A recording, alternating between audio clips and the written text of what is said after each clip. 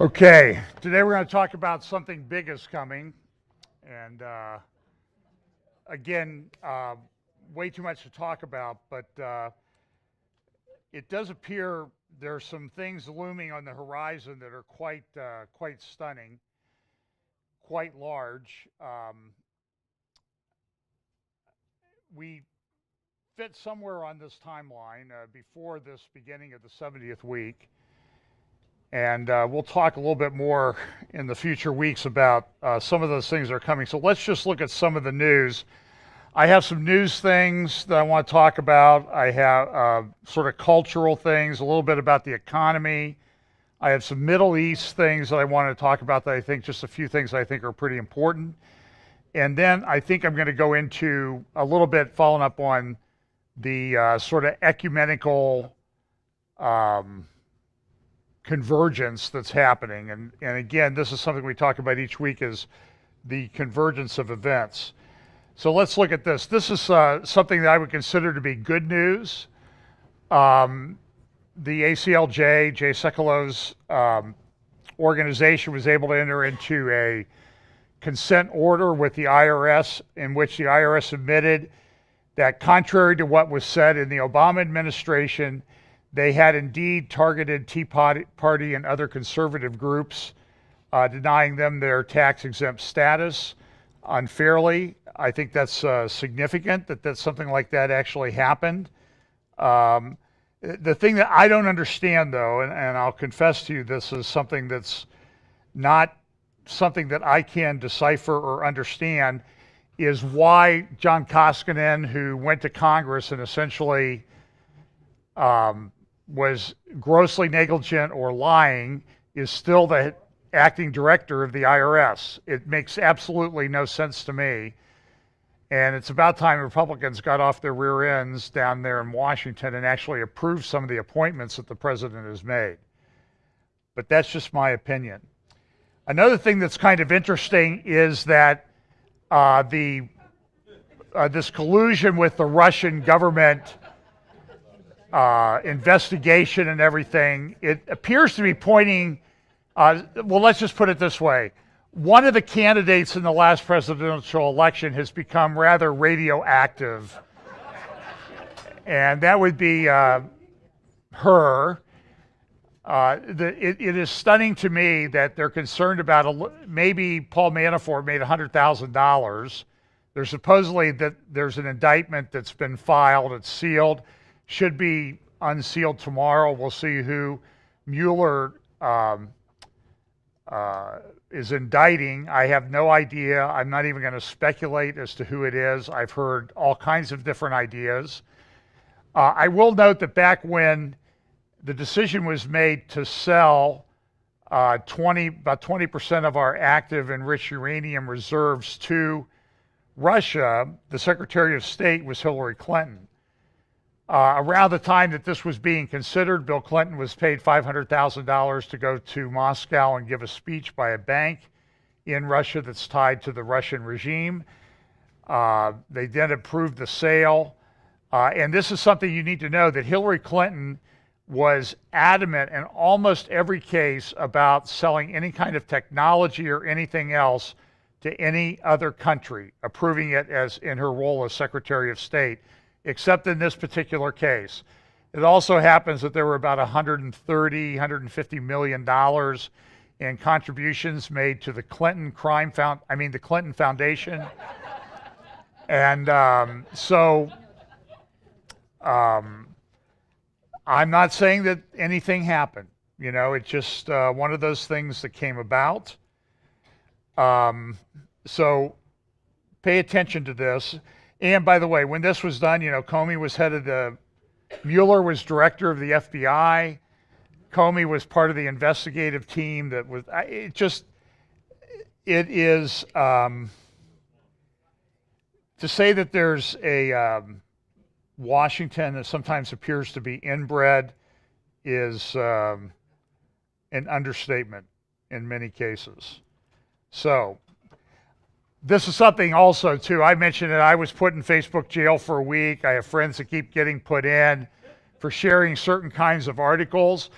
This is a individual who this is actually appeared in USA Today on at least on, I don't know if it was in the print edition. It certainly was in the internet edition of USA Today by James Bovard, one of their opinion columnists. And he said, Facebook censored me, criticize your government, and it might censor you too. And what they're finding, and I'll talk a little bit more about this, if you remind me when I get to talk about Saudi Arabia, I want to make a point that relates to this particular thing about government censoring people and using Facebook as the tool to censor them. Because what they're finding, well, listen to this. In June, German police raided dozens of homes across the nation suspected of offensive social media postings and conducted home searches and interrogations, according to the New York Times. Facebook is deleting, could somebody get me some water, by the way? Facebook is deleting 15,000 posts a month in Germany, but the government is threatening a $50 million plus fine unless Facebook suppresses far more comments. Judith Bergman of the Gatestone Institute commented on the German mandate, quote, when employees of social media companies are appointed as the state's private thought police, free speech becomes nothing more than a fairy tale. Or is that perhaps the point? Other European nations are jumping on the suppression bandwagon. British Prime Minister Theresa May last month called on Facebook to remove purportedly extremist content within 2 hours of a government demand, in which case she is changing her name from Theresa May to Theresa Don't. So that's my editorial comment. But what they're finding is that in many, many countries, Facebook is acting as sort of a de facto censor for the government. In Russia, in Pakistan, in other European countries, if the government calls up and says, hey, we don't like what's being posted about the government on Facebook, Facebook is more than willing to go out there and do that. And there was a good article in the Daily Mail the other day. I don't have time to really go into it, but essentially that these tech titans are very powerful. There was did I mention the lawsuit filed by Prager University last week? I couldn't because it hadn't been filed yet. And I'm not a prophet. The Facebook, or Prager University is probably the most listened to non-media outlet channel in the world. I think RT, which is associated with the Russian government, funded by the Russian government. So you need to, if you use RT, just make sure you understand that it probably has a political bent to it. It has some very interesting things on it. I look at it on a fairly regular basis, but you can't believe everything there at face value. But Prager University has had over 500 million views on its YouTube channel. Their motto is, give us 5 minutes and we'll give you a semester worth of information. Now, I think the number's up to around 37 of the Prager University videos have been marked inappropriate content for minors, which means that if parents have put filters on the internet usage by their children, it won't show up in a search. It's very difficult to find. And it's also restricted from certain searches as showing up. And some of these are very, very salacious topics. I mean, just horrible topics like the history of the Palestinian-Israeli conflict, the history of I think Victor Davis Hanson had one where he talked about the history of World War I and World War II. And that was essentially, I would call it a soft censorship. Now, we haven't had any block, but we just think it's a matter of time, so we're exploring other media platforms. So Prager University filed a lawsuit this week, and it's kind of novel, and everybody says, well, it's a private company. It has the right to restrict whatever it wants, and it does, but it's in this kind of gray area where they're assuming the governmental role of censoring speech. and they're acting at the behest of the government. So, for example, in Germany, the government makes them do certain things. So then it becomes like a government action. So we'll see how that goes. It was filed by Pete Wilson, former governor of California, and that was just filed in San Francisco this week against Google, YouTube, and some others. I'm going to look at this because I don't even remember why I put this up. Oh, I know why. Kent State. I mean, we all love Kent State. We all really love Ohio State this morning, right, after that. And I just want to say, J.T. Barrett is not very good at two-point conversions. I just want that to... So, you know, he may not get the Heisman because of that, but we're grateful for the one-point victory. Why? Because then we don't have a bunch of depressed people at church.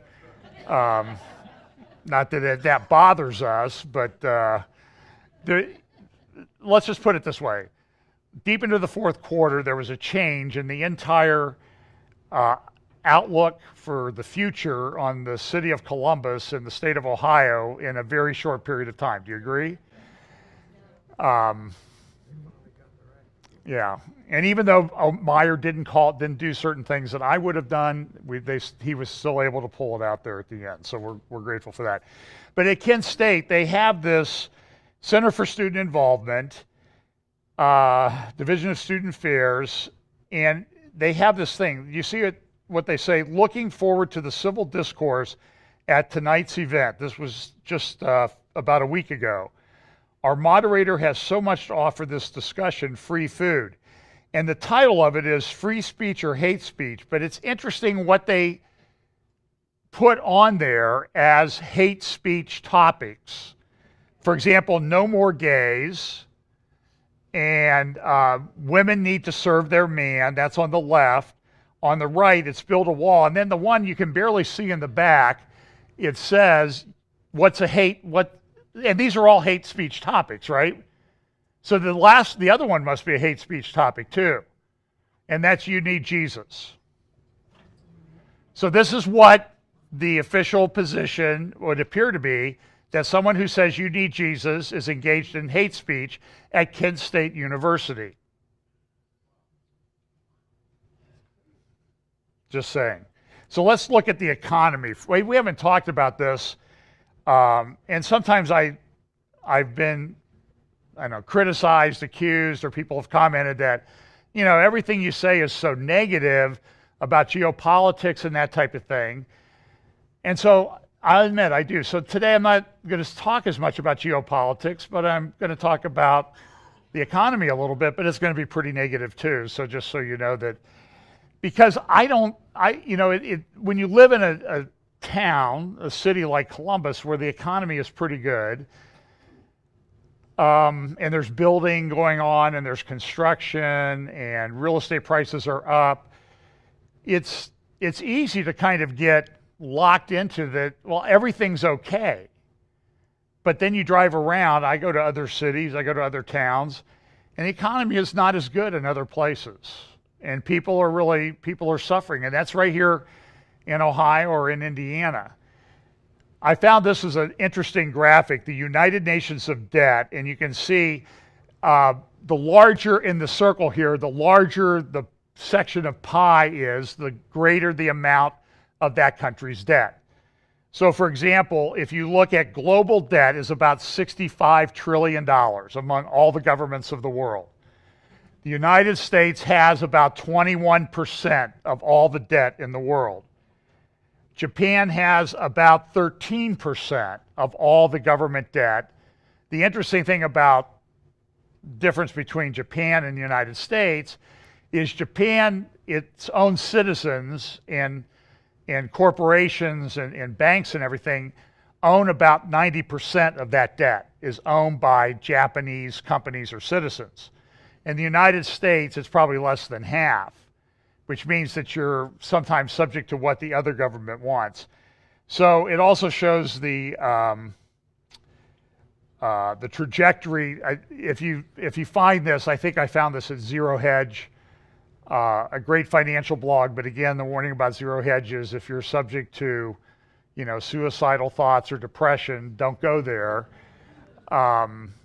because it talks about the volatility that's going on in all the markets. This is just sort of on the books debt right now. For example, what the United States has of $20 trillion, 20 or $21 trillion of debt of the federal government, they have unfunded potential liabilities on pensions and other things of 10 times or more of that amount. So over $200 trillion. That's not sustainable. And for example, even little Greece is on a track to where it wouldn't take very long for them to get to where their debt as a percentage of GDP their debt is 260% of their annual gross domestic product. In the United States, we're right around 100%, or maybe a little over 100% of our annual economic output is related to debt. So if we put every dollar made in the United States to debt over the next year, it wouldn't retire all of the public debt of the federal government. That's not a good situation to be in. Eventually something, paying the piper comes to mind. Here's an example. These are just some of the examples of some of the things that are happening in our economy. And this is like from 1960 on. The increase in healthcare spending has gone up. National health expenditures is up 818% over that period of time. Gross domestic product has gone up 168%, but wages over that time are only up 16%. So you see that there's if your wages have gone up 16%, but your healthcare spending has gone 818%, it doesn't work. So it's like your salary went up $16, but you're paying $818 more in groceries. It just doesn't make sense.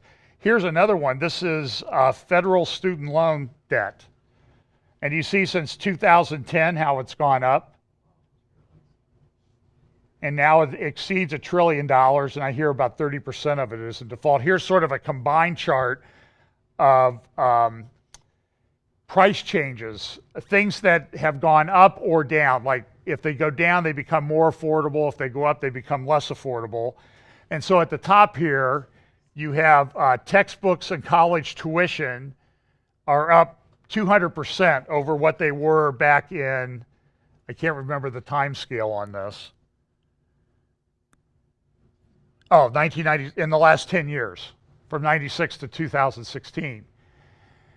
Child care is up, health care is up, food and beverage up a little bit, housing's up a little bit, new cars are essentially flat, household furnishings flat, clothing flat, but you see down here, software, toys, and TVs are much more affordable now than they were. Now, I suppose a cynic would say, well, the reason why toys and software and computers and TVs are cheaper is because we want people to be able to amuse themselves to death while everything falls apart around them. Now, that's what a cynic would say, and I'm not a cynic. I'm only suggesting that a cynic, if I knew one, might say something like that or think it. And then you see here how debt from back in the I think that goes back to about the 1950s, and then all the way up to 2015, how debt has to finance essentially your lifestyle to maintain your standard of living. And I was listening to a video on the way in. It said, average American couldn't come up with $500. 40% of Americans could not come up with $500 in an emergency if they needed it. That's pretty stunning. Current reserve currency. China has announced that they want to start a thing called the petro yuan in the next couple of months. This chart shows how long reserve currencies have stayed in place. The times seem to be getting pretty shorter. It used to be, remember, the central reserve currency that the trade was conducted in back in the 1400s to the 1500s was Portugal, then Spain, then Netherlands, then France, then Britain, and then the United States. And it may be coming to an end. And if it comes to an end, that makes our debt much more problematic than if we're the reserve currency. This is from Zero Hedge. The World Bank's former chief economist wants to replace the US dollar with a single global supercurrency, saying it will create a more stable global financial system. The dominance of the greenback is the root cause of global financial and economic crises, said Justin Yaffu-Len told a Brussels-based policy research think tank. The solution to this is to replace the national currency with a global currency. Russia, and then a couple months ago, there was a meeting of the BRICS, Brazil, Russia, India, China, in Russia, and Putin said this: Russia shares the BRICS countries' concerns over the unfairness of the global financial and economic architecture, which does not give due regard to the growing weight of the emerging economies. We are ready to work together with our partners to promote international financial regulation reforms and to overcome the excessive domination of the limited number of reserve currencies. Here's an interview with Kyle Bass. He's a hedge fund manager from down in the Fort Worth, Texas. I think he's Fort Worth or Dallas, Texas. He made a lot of money betting against some kind of debt a few years back. I don't remember offhand what it was, but he made his company like $1 billion in a couple weeks. And he has not been heard that much of since. You might remember I played some interviews of him if you were here or where I was teaching previously. And one of his comments was that in terms of Europe, Europe has a lot of problems. And the problem with Europe is, well, he said, Europe, you don't get to blame the mirror because you're ugly. And then he also said, capitalism without bankruptcy is like Christianity without hell. So here's just a short clip of an interview he gave a few weeks ago. He recognized nations in the United Nations. And China is the largest trading partner of more than 100 of the 180. And so when I think about China moving through a difficult period of time, I can't imagine that that'd be positive for EM. So, and when you look at EM vol is underneath US NASDAQ vol for the first time ever. And we kind of live in the twilight zone, right? I mean, we live in an environment where, you know, we have European junks lower than treasuries. We have European junk lower than 10-year treasuries. We have EM vol inside of NASDAQ vol. We have crazy people lobbing missiles in different places. We have a rising power threatening a ruling power. All of these things are happening all at the same time. I wake up each day and say, I don't even realize which world I'm living in anymore. And yet, equities march higher, vol continues to come lower, and the world is moving from active to passive like there isn't a bump in the road right in front of us. And I feel like there's a pretty material bump in the road. There could be a pothole that we might fall in in the near term, and yet we're speeding along at 100 miles an hour. And so there are these, there's a dissonance in the world today that I actually have a hard time putting my finger on. So that's making you more risk averse than you would be.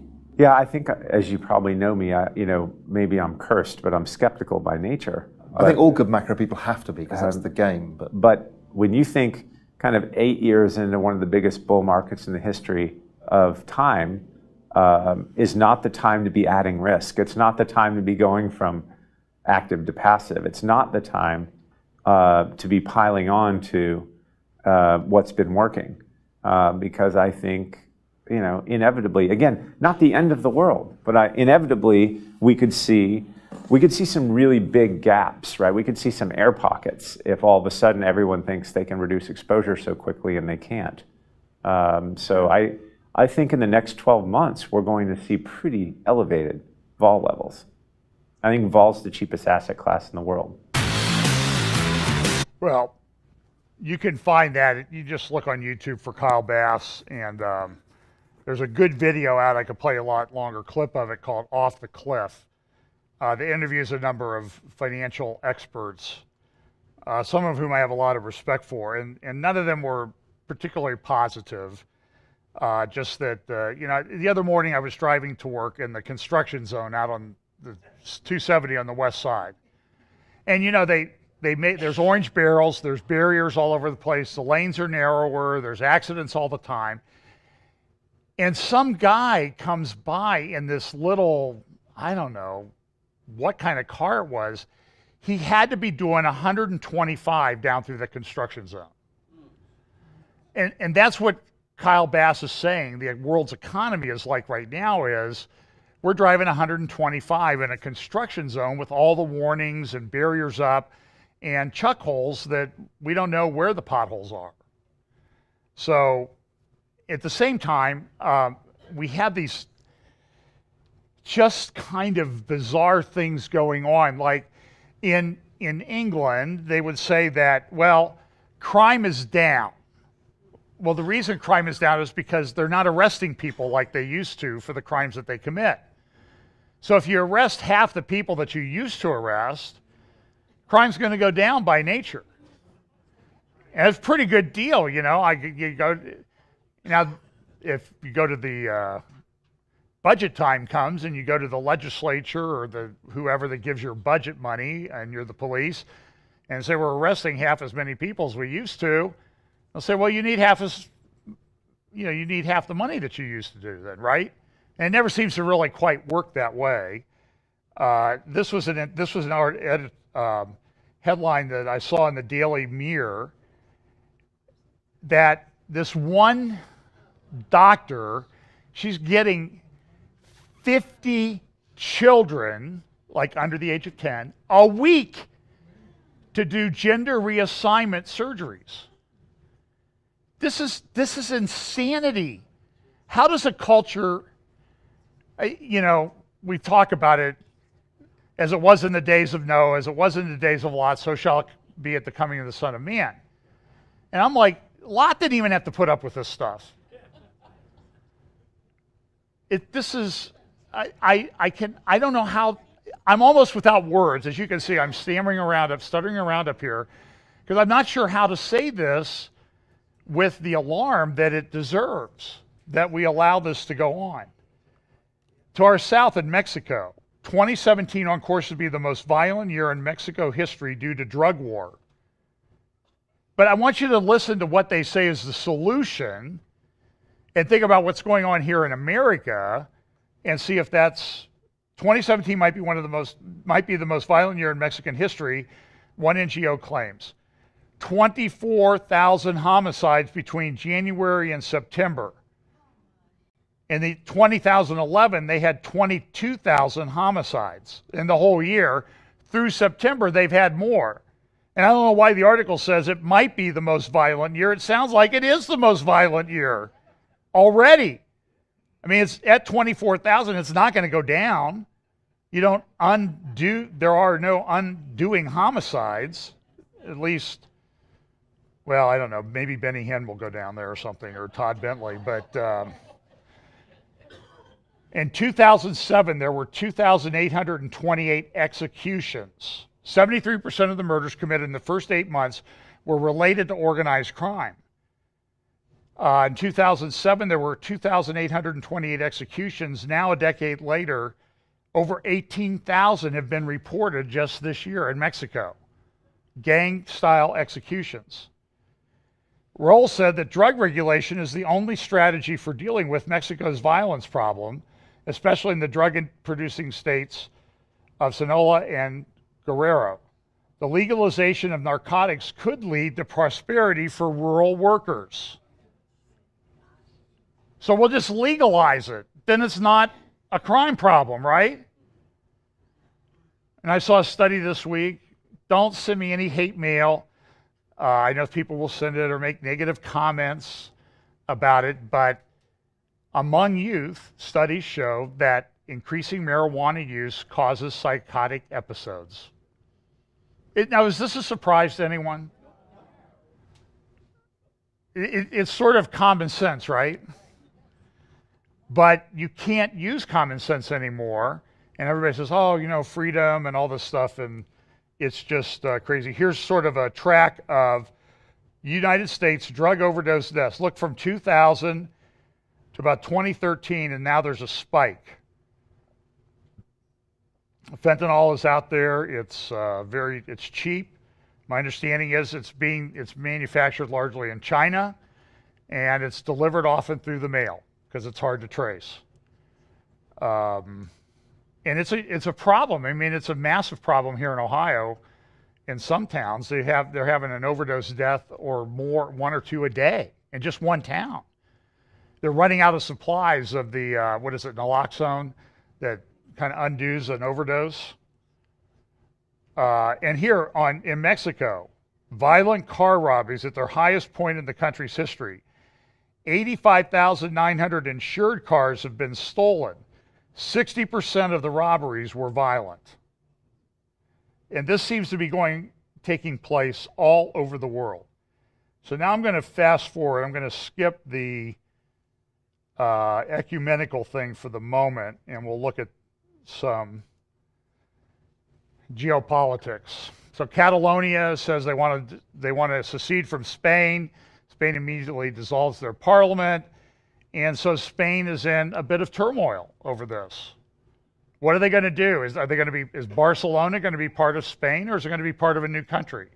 In Italy, there are now wealthy areas in Milan and Venice that want to secede from Italy if they don't get what they want, because they're tired of paying all the taxes to support the people in the South, who they view as not working all that hard. And this is true across Europe. Northern Europeans don't like Southern Europeans because they think they're lazy and they don't work as hard, and their GDP isn't as high. There's some statistics to support that. So Europe seems to be falling apart. Now, I know some people say, oh, well, that's just proof that all this Bible prophecy stuff about a coming one world government or a new world order is just a bunch of bunk. I think it's exactly the opposite, because as these things destabilize, people don't like to live where it's in unstable environments. And what will they do? They will give up some of their freedoms and stuff to someone who comes along and says, I have a solution. So we have to see how this plays out. But I mean, I don't know. I mean, there's a large portion of the Bible prophecy community thinks that a revived Roman Empire will be the final empire. I think it's kind of a mix of some things. Talk about that in a moment, because it's going to be a big military power, and the U.S. seems to be a big military power. I think that's somewhat questionable when you really look at how prepared we really are for certain things, and some of the new technology that's been adopted by our enemies, like hypersonic ship-to-ship, land-to-ship or air-to-ship missiles that we don't really have any defenses for. I know right now we have 3 aircraft carriers around North Korea. That indicates that maybe a war's coming. But don't worry, Pope Francis is here, a celestial debate over Europe's future, and they're going to be meeting at the Vatican. He's sponsoring the meeting about how do we get Europe reunited again. It says, though not a member of the EU, the Vatican will on Friday and Saturday launch into one of the bigger political questions of the years. Quo vadis Europe? Where goes Europe? And we know that there's the Brits are leaving the EU. It says this: last year, Francis received the prestigious Charlemagne Award, awarded yearly by the city of Aachen for his service to European unity. In the Middle East, the city of Raqqa fell, and that pretty much ends the caliphate. There are still a few areas in which they have control. Those would be the orange areas. So you see here in the center part around the border of Iraq and Syria, there's some cities that they still control. Del Azor, up there on the Euphrates River.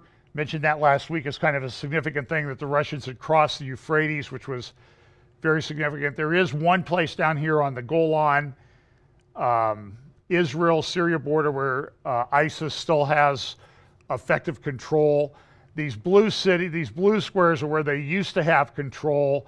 Now they only control the orange, and they're falling by the week.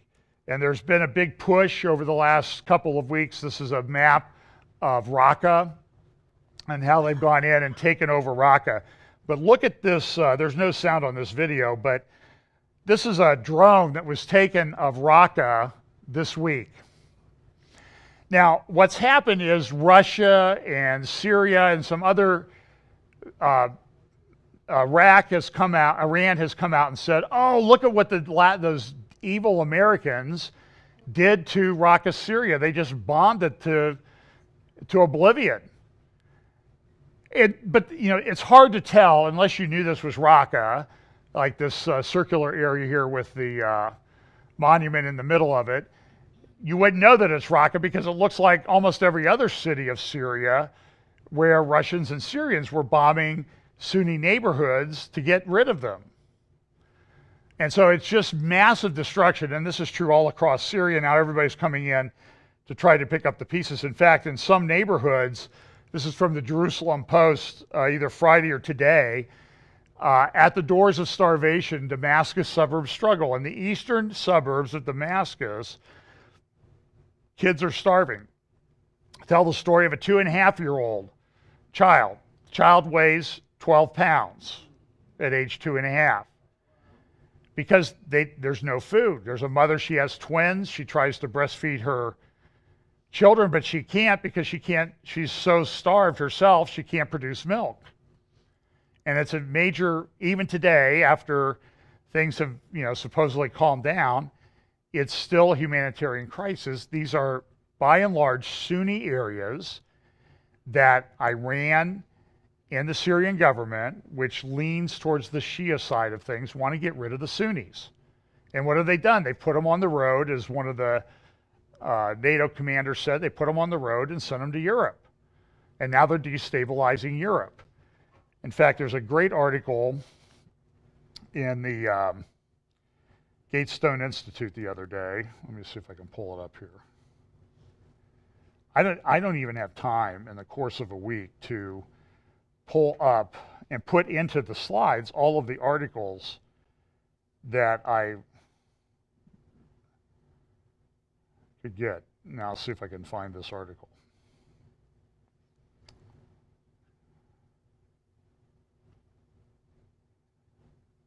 This is where everybody turns off the prophecy update because they think I'm finished. And because I'm just standing up here and I don't see it in here. But the article by Miati, his first name begins with a G, he talks about the fact that this is a huge demographic problem in Europe, that Europe is still on track to become Islamic in very short order. And we're talking like in a lot of it in a decade, Islam will be sort of one of the dominant political forces. And what does that make Europe look like? It destabilizes Europe. So we have the geopolitics where people want to leave their chosen country. They want to go someplace else. They want to split up the countries. We have this in Kurdistan, which is oil rich. Iraq's going in. The United States appears to have abandoned our Kurdish allies that we used in the war.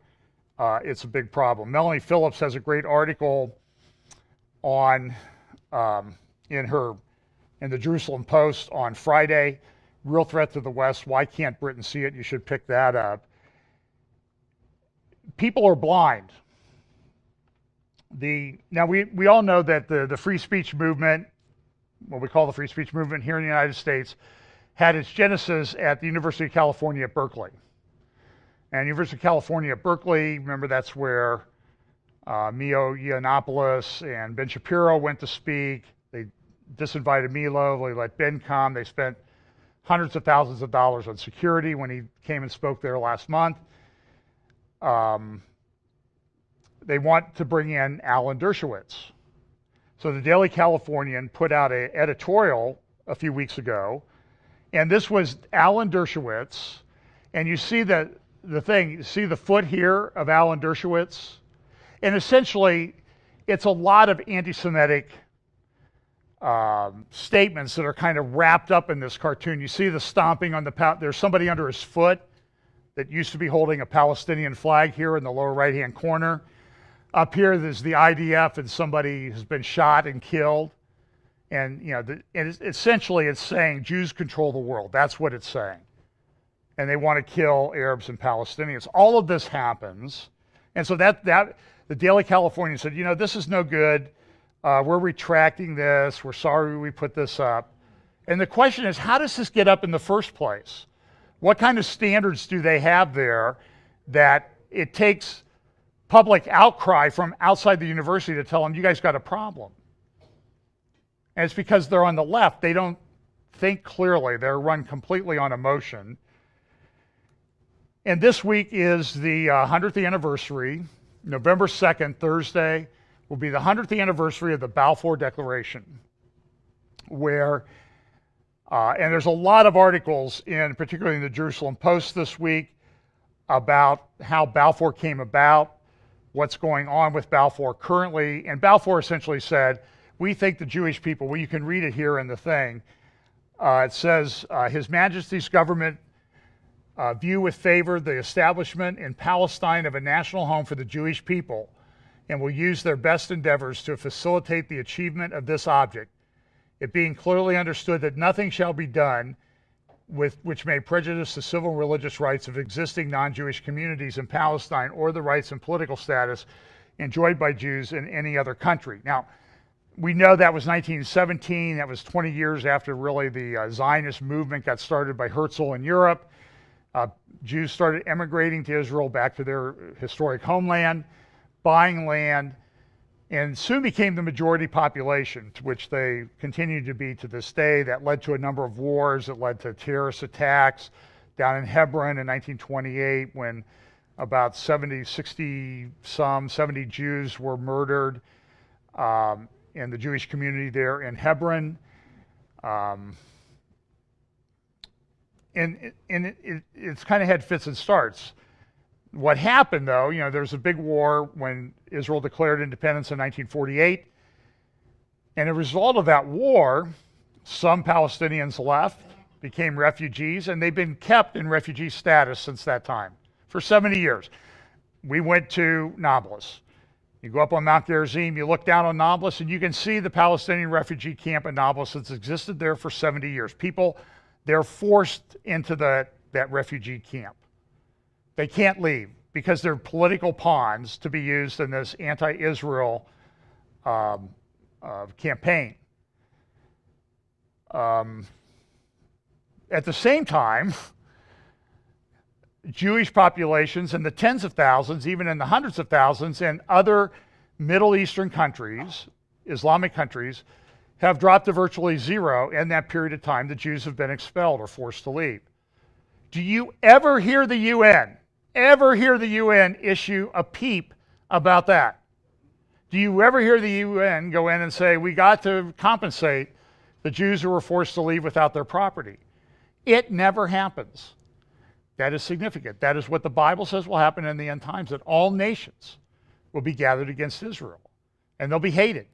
And they are, and it's the way it is, and it's the way I think it's going to be until the Lord returns. Israel's working hard to do that. The left here, Jeremy Corbyn, the head of the left Labour Party in England, in Great Britain, says, I'm not going to honor the Balfour Declaration. Why? Because he hates Israel, and he loves Palestinians. This played out in another way in Dubai this week, where they had a judo competition, and this young Jewish Israeli man won the international Jewish competition, or the international judo competition, and this is the ceremony to give him this gold medal. Now, what do they do at gold medal ceremonies? They raise your flag and they play the national anthem, right? So here they start,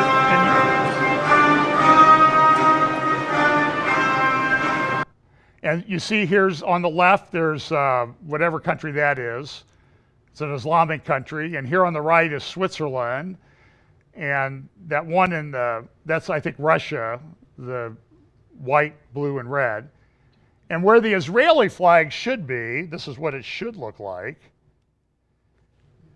is the International Judo Federation flag and the song that they've selected, because it's in a Muslim country and they refuse to play the Jewish national anthem or raise the flag. In fact, the judo guy was on his way, the team was on their way, and they were going to fly, they had to fly through Istanbul, from Tel Aviv to Istanbul and then on to Dubai, because there's no direct flights.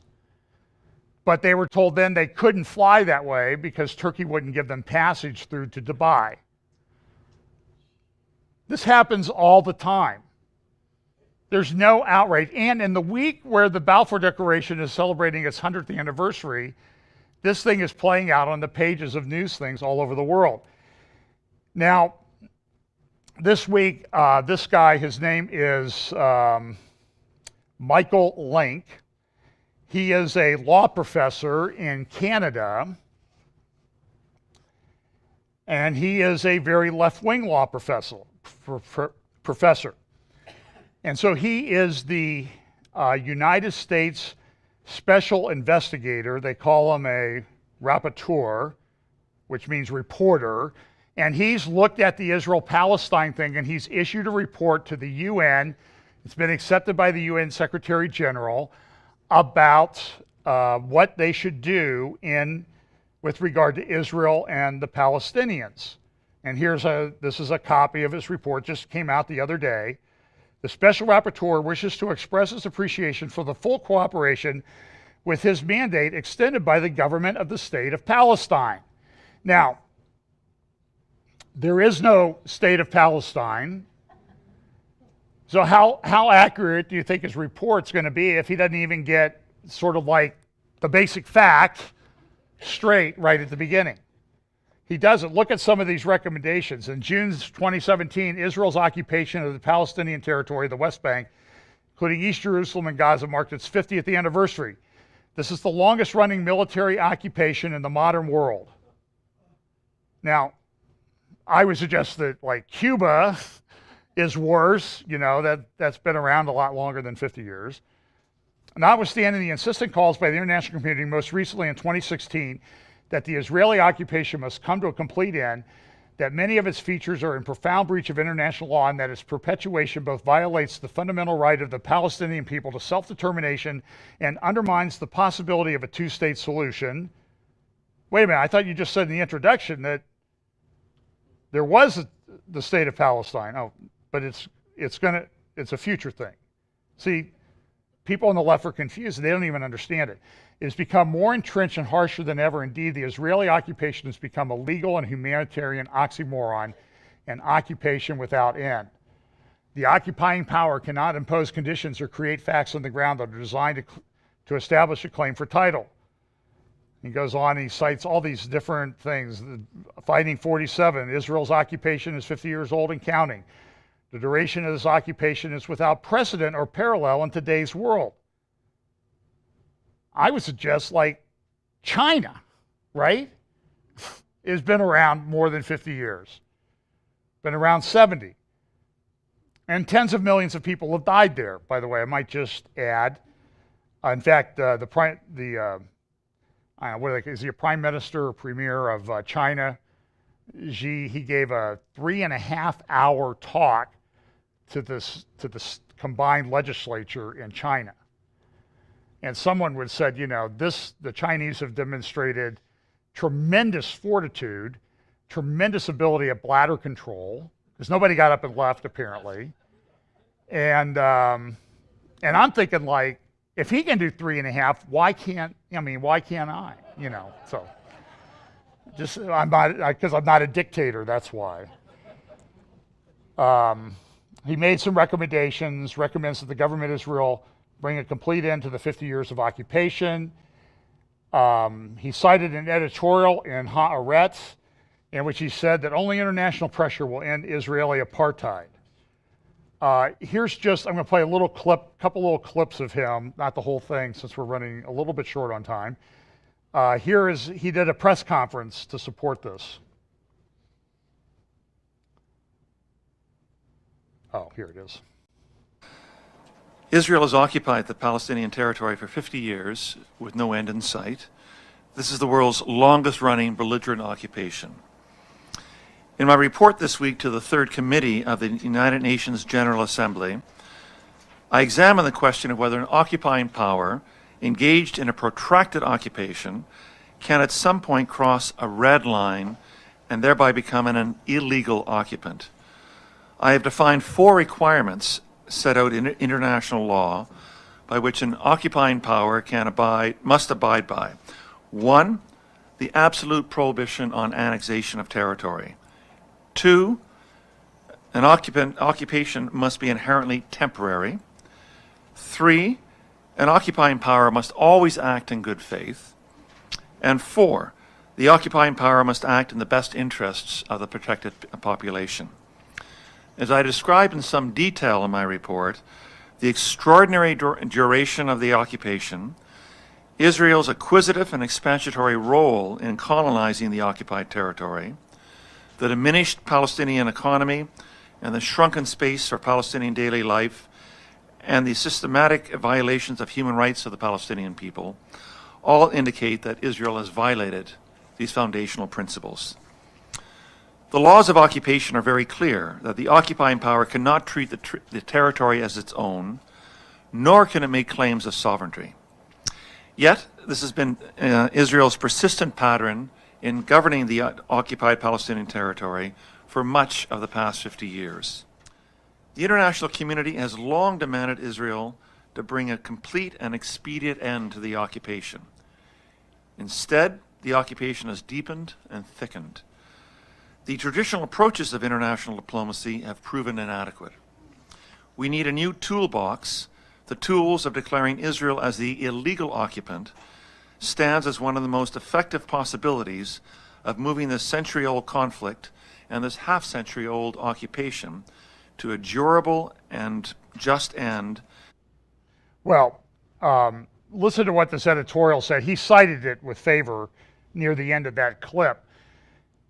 And this is what the left-wing Haaretz said, which the special rapporteur, the reporter, the investigator that you saw, Michael Link, that you saw speaking there, said that this was the intellectual newspaper of Israel, intellectual and well-respected Haaretz, I guess, as opposed to Jerusalem Post or something else. And it's a left, because why? He's a lefty and he doesn't understand. He doesn't read anything else. That's why. That's part of the problem. This is what the editorialist Amos Shokin said. The nearly 50 years of Israeli apartheid. This is an Israeli newspaper saying this. The nearly 50 years of Israeli apartheid are not based on security considerations. Zionism, which was always prepared to divide the land of Israel with its Arab inhabitants, was replaced by the godly promise of the land of Israel for the Jewish people. This promise is being fulfilled by constant methodical settlement in the West Bank, including East Jerusalem, along with the pushing of Palestinians into defined enclaves in small, crowded population areas.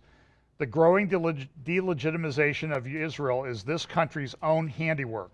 Should Israel decide to end apartheid, it will return to being legitimate in every respect. Anyone who acts against Israeli apartheid is essentially acting on behalf of the renewal and strengthening of Israel's legitimacy as the national home of the Jewish people and the land of Israel, a secure refuge that enables self-determination for Jews in a Jewish and democratic state. Here's another little clip of his. When I look at recent statements by the Prime Minister of Israel, he has said on 3 different occasions in recent months, number one, with respect to Jerusalem, East Jerusalem, Jerusalem is ours, united and forever. So there's no intention of wanting to give up on the illegally annexed East Jerusalem. Number 2, he said at the end of August of 2017, there will be no further uprooting of any Jewish settlements anywhere in the territories. Those are Jewish and those are ours forever. And he said 3 days ago that the Jordan Valley is and will always be Israel's. So it doesn't leave very much left for the Palestinians to want to negotiate, aside from a Bantustan of a strip-thin going from Jenin at the top down to Hebron in the south. So I'm, in terms of what the negotiation position is of Israel, the negotiation position of the Palestinians, which I would suggest is probably relatively close to where international law is, there's a unbridgeable gulf. Well, he at least acknowledges that the gulf is unbridgeable, but you notice how he threw in there, well, the Palestinian position is closer to international law, and that's just not true. In fact, the best international law case can be made is that Israel's entitled to all of the land west of the Jordan River. And Israel won't give up other parts of it because of why? Security considerations. So for this person, this guy, or the leftist editorial writer for Haaretz to say that security considerations don't enter in is just it's leftist blather. It doesn't mean anything. It's nonsense. It's like white noise. But this is the state of the world that we live in. And the thing that I would suggest to you is that, in Daniel, it talks about that the 70th week will begin when this covenant is confirmed. Now, everybody runs around with their little sound bites and says, well, this is the signing of a peace treaty, but it doesn't say necessarily with who. It will be with this person who's a coming world leader. I don't know that he'll be a world leader at that time, because his true identification won't really be certain until he goes in and desecrates the temple in the middle of the 70th week. And we can argue about that, One thing to keep in mind is I made up this little meme. I haven't sent it around, and I shouldn't. On the left is you have places where people argue about prophecy, and on the right is places where people don't argue about prophecy. And I stand by what I said there, is that they're future events. They're not perfectly clear in Scripture. And so we can talk about it and we can argue about it and that sort of thing. But let's do it with gentleness. So one of the questions asked of this Michael Link guy was, well, my point on Daniel 9:27, I didn't finish. So here's the point. The way the wording is there, it's confirmed, gabar, and that gabar usually means with force. So I'm not certain that this will be necessarily, I'm just throwing it out there for consideration, I'm not dogmatic about it, that this will be something like a big treaty signing like you had with Oslo or anything, but it may be something that the international community will force gabar on Israel. Now, Israel's not going to take it. But that could be the trigger to lead to some of these other things like Ezekiel 38 and 39, Psalm 83, some other wars that will take place, that we know will take place during that 70th week period. But it may be something, and you get the impression that this guy works with the UN, and the member states are interested in doing this, and they want to put sanctions on Israel. And one of the things he said in the talk just before that last clip was, hey, look, Israel's not North Korea, okay? Because Israel needs to trade with other people. North Korea is pretty much, the implication was North Korea is self-sufficient, they can take care of its own people, but Israel needs to trade with other countries or it won't be able to survive. So we might as well put pressure on them. And so then one of the reporters goes, so you're saying boycott? And he goes, I never use boycott in my 10,000 words. Well, you said everything but boycott. I read all 10,000 words, and you can download it. It's on the UN website. But the international community, and we saw this back in the end of the Obama administration, where they put in the resolution, they wanted to force Israel to do some things. So there might be an element of force in there, and it's not all this wonderful ceremonious peace and light thing. That's just a thought on my part, looking at the way the thing, and again, no reason to be dogmatic about it. It'll come about. And then these are the recommendations. Now, at the same time that this is going on, I mentioned this a couple months ago, Saudi Arabia issued a Vision 2030, and everybody's using 2030. Sustainable development goals of the UN. And then Saudi Arabia came out with this publication, you can download it, called Vision 2030. And it starts out in the name of Allah, the most gracious, the most merciful. And it goes through and it talks about our vision, and it says here, but this is in the report a few months ago, the heart of the Arab and Islamic worlds, the investment powerhouse and the hub connecting 3 continents. And that's kind of an interesting phraseology of the way they said that. So this week they had it was called Future Investment meeting in Saudi Arabia. And Maria, what's her name, Bartolomeo, from Fox Business, she was the host. And they had the Crown Prince. They had other people like the head of SoftBank, a couple big investment heads. And they all came to talk about how great it's going to be invest in Saudi Arabia. And then the Crown Prince also said, we're going to put in moderate Islam. Now, I personally am very concerned with where this is going, because you see the birthplace of Islam and all the investment people coming there. Why? Because, well, they want to make money, right? I mean, that's what they're about. They're not necessarily about freedom and that type of thing. They're about making money. And here is, the place where Sharia law is enforced, and where one of the most, go find a church in Saudi Arabia. You won't, or if you do, the people will be beheaded pretty quickly. And people are beheaded in public squares all over Saudi Arabia. 6 girls who went out without their parents, went out and were seen with boys, were beheaded this week in Saudi Arabia. And so the Crown Prince gets up there and says, and this beautiful, with the lovely Maria from Fox Business, hey, we're going to put in moderate Islam. Well, what does that mean? Moderate compared to what? By the way, go look up ACT Cleveland, Phil Haney and Jim Simpson. I went down to Cincinnati to see them speak the other night. I think the one from Cleveland was put up on YouTube. Just type in Phil Haney, Jim Simpson, ACT, and you should be able to get a video of what was talked about. And Phil Haney, there is no moderate Islam. It just doesn't exist. And this stuff comes through the mosque. And then Simpson talked about the red-green alliance, communist, leftist, and green Islam, and how they're pushing things through. And I'm very concerned about where all of this is going.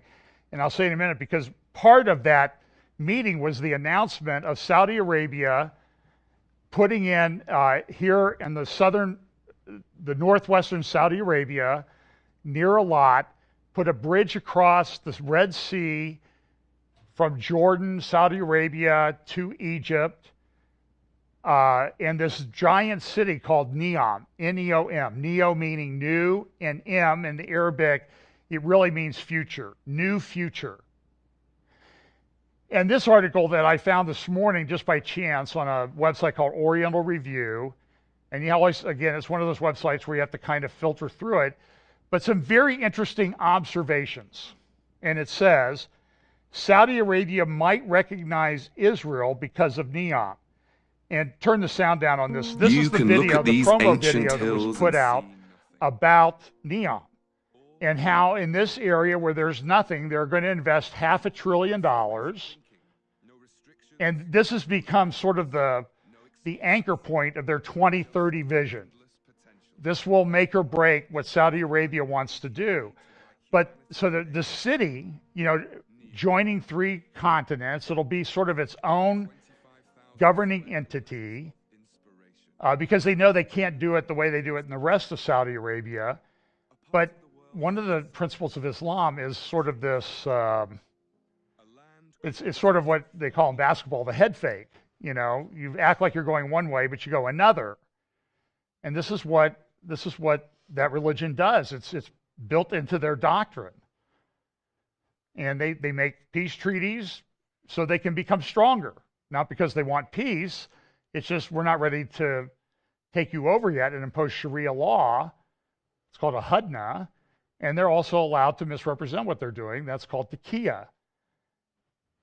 And this is all well documented. But the point is that here at this place, to make it work, they really need to have Israel's participation.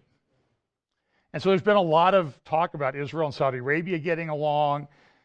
This article in the Oriental Review referenced this Med-Red railway from the Mediterranean to the Red Sea, Med-Red, and how that would be used, because what they don't want to get into is if they go around the other side of the Sinai up through the Suez Canal, what do they have? They have a major choke point.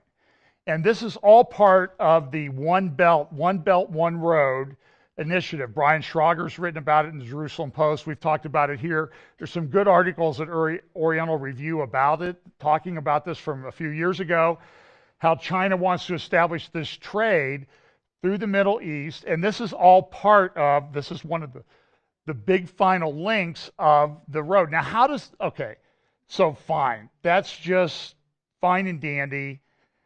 What happens? Listen to what this article says. The Gulf of Aqaba was chosen not just because it would allow neon to spread into Egypt and Jordan, but also because of its proximity to Israel, which is promoting its Red Med Railway proposal as the perfect Mideast complementary component of the new Silk Road. Tel Aviv keenly knows that the Chinese are always looking for backup plans and transport route diversification in order not to be too dependent on any single connectivity corridor. And in this case, overland rail transit from the Gulf of Aqaba to the Eastern Mediterranean via Israel comes off as exceedingly attractive to Beijing strategists. Furthermore, China has fantastic relations with both Saudi Arabia and Israel. So from Beijing's perspective, this is the perfect Mideast win-win. Now, does this have anything to do with Bible prophecy? Let me make this suggestion. I don't know if this is going to come about, but when you read through Ezekiel 38 and 39 and analyze it, what you find is that Sheba and Dedan are kind of sitting on the sidelines. So while this is going on down here, and Saudi Arabia, Sheba and Dedan, and we know that the areas of Moab, Ammon, and Edom are sort of somehow excluded from all this thing with the Antichrist. But at the same time, up on the northern border of Israel, we have Russia and Iran and Hezbollah and the Shiites planning something. And Saudi Arabia is pro-Sunni and anti-Shiite. And so they've been pumping a lot of money into Syria to oppose what Russia and Syria are doing there. They don't like the Syrian regime because it leans towards the Shiites. They really are at odds with Iran. And I'm only suggesting to you that when the passage in Ezekiel says Sheba and Dedan are down there saying, hey, why are you guys coming down here to take us? What are you doing? It sounds like Saudi Arabia, Sheba Dedan in that part, is sort of on the side of Israel and against what's going on up in the northern part of Israel that's described in Ezekiel 38 and 39. I think the scenario fits stunningly well into the description of Ezekiel 38 and 39. Go read Ezekiel 38 and 39 today and look for Sheba and Dedan and how they react to this, what appears to be this invasion coming from the north onto Israel, from the mountains of Israel, which is where Russia and Hezbollah and Syria, well, Syria is not really mentioned in that whole scenario. It's not mentioned in that scenario. So then what happens? Well, maybe Isaiah 17 happens before. And Russia's been pretty accommodating to Israel, letting them go up and bomb certain positions. And that also, I think, fits into the scenario, because what does it say about if Russia's the head of this coalition that comes? It's drug in. I will put hooks, not one hook, hooks. I'll put hooks in your jaw and drag you in. They may be a sort of a reluctant participant in this. All I'm saying is that week by week by week, these scenarios play out in geopolitics that make the Ezekiel 38 and 39 scenario even more plausible, more soon to happen than we thought. Now, can Saudi Arabia get the $500 trillion investment that they need to build NEOM? They've got a lot of cash. And you've seen some of the major investment bankers of the world already fully on board with it. They went there to be part of this with the Crown Prince, and he promises to bring in moderate Islam at the same time. And so they bring in this, lovely American business news anchor to host this gathering. And so it gives all the appearances of this. But my concern is, and I could add onto this, I don't know if you've read about Bitcoin and cryptocurrencies. This is the type of thing that, and there are even some, I was reading this morning, they wanting to denominate them in barrels of oil, Bitcoins and cryptocurrencies. And my concern is, what happens if somebody that wants to put Sharia law in place gets hold of all of these levers of power and mechanisms? I mean, do you think Google and YouTube and Facebook is going to stand up to Sharia? They're already doing it. They're deleting what they perceive to be anti-Islamic or anti-Muslim articles and posts like crazy and putting people in Facebook jail. They're already doing it. You're put in virtual jail. Does real jail follow virtual jail? I think it's hard to make an argument that it doesn't. And so I see all of these things converging under the guise of, economic development and great possibilities and uniting the world and bringing the world closer together. But we know that prophetically there's a dark side to this. So I think you need to pay attention to this. And all this is happening the week that they celebrate the 100th anniversary of Balfour. Well, I have a very long segment about Kenneth Copeland and what he said last week and what happened this week in Kansas City and how it all ties together. And I think it's pretty good. But I'm not going to do it today because we're way over time. So I'm going to I'll try to record it this week. It will be as homework, you should go home. Tim Worth and I did a video 3 years ago when I was in California called Stream of Ecumenism. I know a lot of you have seen it.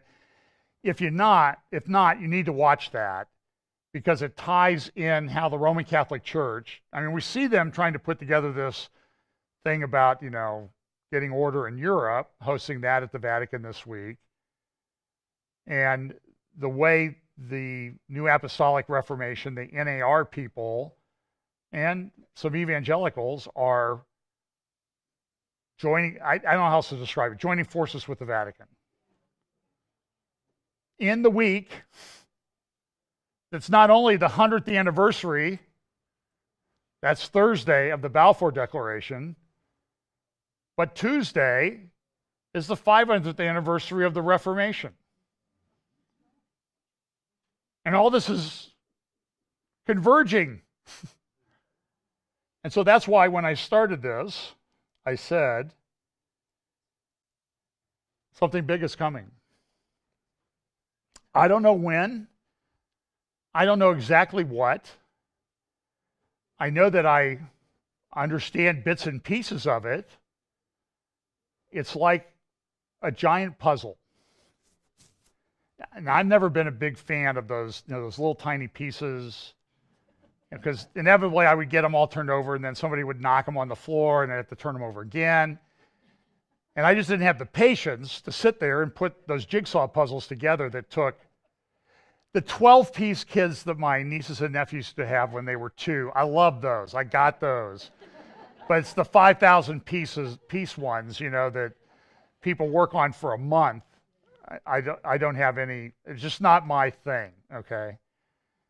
But I think right now, if I could use the 5,000 piece jigsaw puzzle analogy, what's one of the first things you try to do?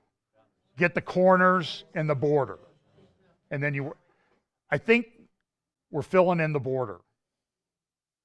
Pretty soon we're going to start filling in the inner part of it. And we're going to be able to put together all of the different pieces that are scattered throughout Scripture. It may not be what we've always thought. I think being dogmatic about it is state your case, but it shouldn't become an article of faith, I guess is the point that I'm trying to say. Let's argue about it, let's discuss it, and let's look at it as we fill this picture in, because it's kind of exciting. And again, I apologize for not, I saw one of my friends spoke at a prophecy conference recently, and he posted on his Facebook page, well, I just finished rehearsing all my slide timings for my presentations at this conference. And I'm like, who does that? I mean, who rehearses? Now, you may not believe this. I don't rehearse this. I have no idea how long it's going to take. Okay, I just throw a bunch of stuff together. Sometimes while I'm standing up here waiting for the thing to cycle through so I can start. And it used to be I had 2 minutes. Now I only have 20 seconds. So at least they're putting the brakes on me back there. And they're trying to figure out how to put it. Don't do it because I'll use it. Just don't tell me. Just even if you do it, don't tell me because I'll just keep adding slides. So I will try to, if I have time this week. If not, I will do it next Sunday. This thing that went on in Kansas City and how it all ties to it's the carry-on from what I did in the Stream of Ecumenism video. And I'm telling you,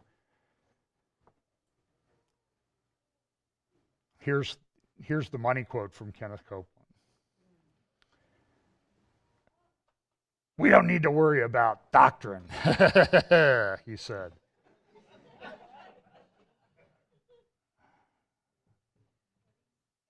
And all the leaders that were there, nobody said a peep.